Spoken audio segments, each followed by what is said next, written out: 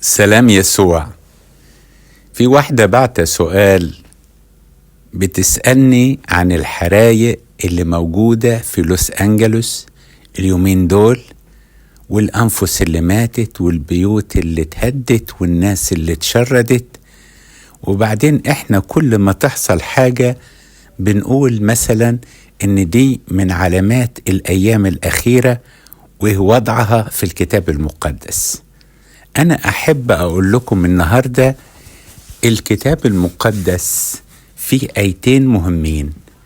الآية الأولى يقول لك لأن غضب الله معلن على جميع فجور الناس.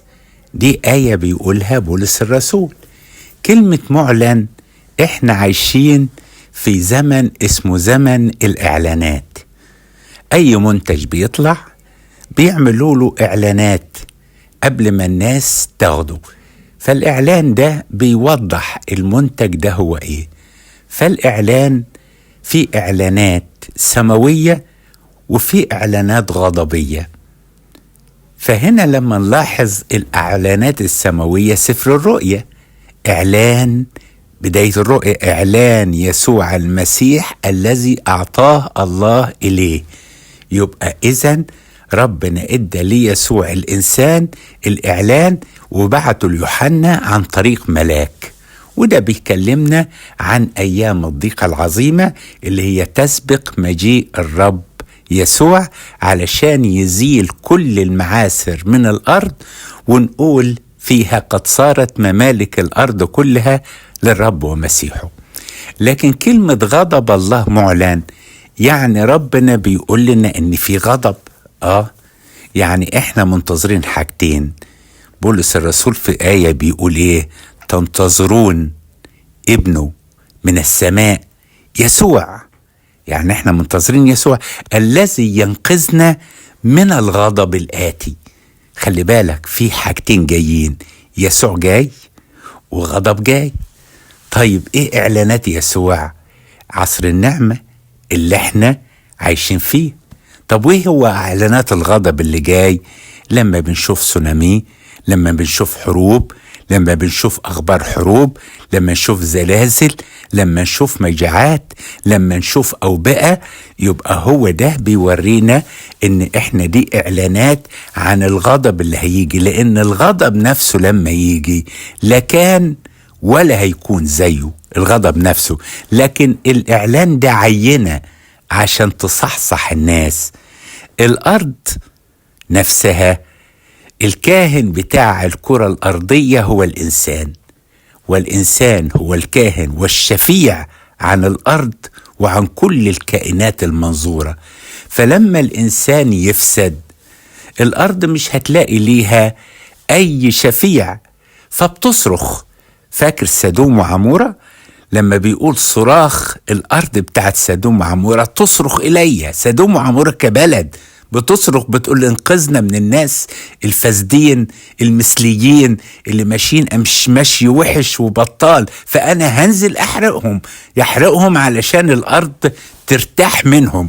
علشان كده لما بنيجي نشوف في البلاد الغربية دي مسيحية بالاسم، لكن هناك الحرية خلتهم نسبة الإلحاد تكتر، ونسبة الانتحار تكتر، ونسبة عبادة الشيطان تكتر، ونسبة اللادينيين تكتر. فدي أمور كتيرة.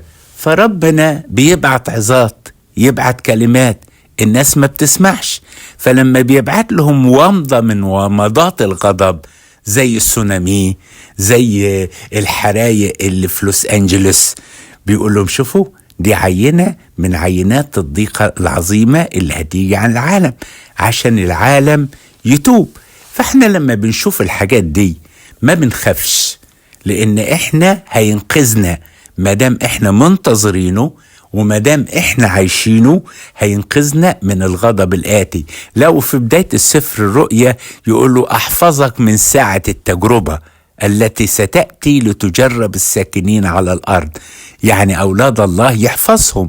وحتى لما جه يقول عن الملائكة الأربعة المقيدين عند نهر الفرات، قال له قبل ما تفك الأربع ملايكة دول اللي هيطربقوا الدنيا نختم عبيد إلهنا. عبيد إلهنا كانوا من بني إسرائيل 144,000، 12,000 من كل سبط. طبعا ده رمزي مش حقيقي، علشان كده ربنا بيحفظ أولاده وبيحمي أولاده. لكن لو جيت انت قلت عن حرايق لوس أنجلوس، أنا بستغرب على حاجة. عدد اللي ماتوا في هذه الحرايق 16 واحد. دول قلقونا.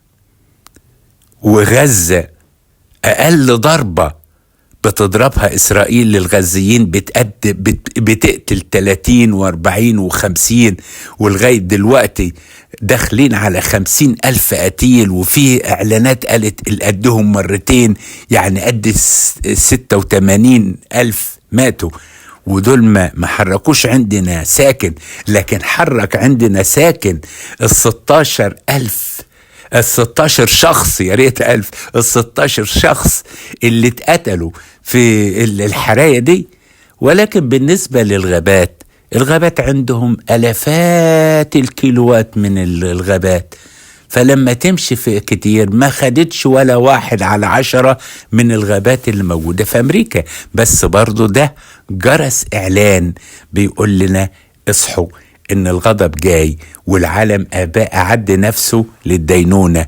المفروض إحنا نعد نفسنا للقاء المسيح ونقول له أمين تعالى أيها الرب يسوع، وما نخافش. نقول مع داود حتى إذا اهتزت الجبال وسقطت في قاع البحار لن يرتعب قلبي. يسوع يبارك حياتكم ويديكم حياة الاستعداد. أمين.